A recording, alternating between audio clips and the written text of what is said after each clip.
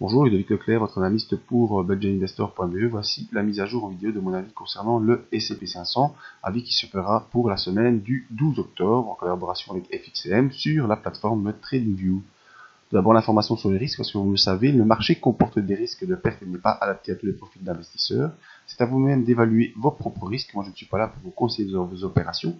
Tout ce que je vous conseille, c'est d'utiliser des comptes démo afin d'établir vos stratégies, vérifier si celles-ci fonctionnent. Ma stratégie à moi, c'est l'analyse des impulsions, stratégie que j'utilise depuis 2010 et qui, à l'aide de différents outils, me permettent de suivre la tendance, et c'est une stratégie également que je peux vous enseigner.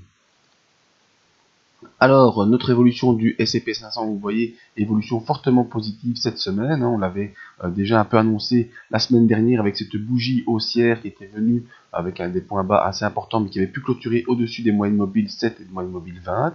Donc là, la perspective était de rejoindre la zone des 2000 points, la zone qui a été rejointe jeudi et rejoint mercredi et dépassé jeudi, ce qui nous ouvre donc la possibilité de rejoindre le prochain palier des 2046, qui était le range qui tenait le S&P 500 dans les semaines précédentes. Vous voyez ce range entre 2046 et 2127, range très important qui a tenu pendant des semaines et des semaines. Vous voyez, on élargit, voilà.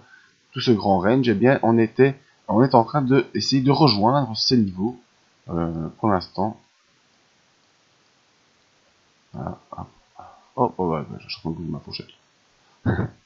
Alors, on est en train d'essayer de rejoindre ces niveaux. On a repassé la résistance des 2000 points. On est en train d'essayer de rejoindre le range précédent aux alentours des 2046. Donc, ma perspective pour la semaine prochaine, en tout cas, est un test des 2046 points. Ça, c'est sûr et certain.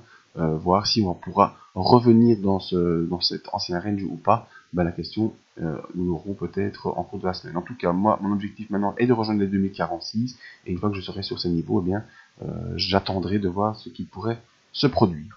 Au niveau de notre MACD, eh bien, on confirme le retour du MACD au-dessus de 0, qui est bel et bien en dessous de son signal depuis l'accélération de vendredi dernier. Donc on est repassé au-dessus du signal, repassé au-dessus de 0 maintenant. Et donc tout ça me laisse penser que la poursuite haussière va continuer, en tout cas jusqu'au 2046. Au niveau du RSI, c'est un peu moins franc. On voit le RSI qui a pu évoluer pour rejoindre la zone des 60, mais n'a pas franchi la zone des 60. Donc pas de grosse accélération haussière normalement à attendre pour le début de la semaine prochaine. Peut-être simplement une poursuite gentillette en direction des 2046. Alors comment je prévois que cette poursuite se fasse?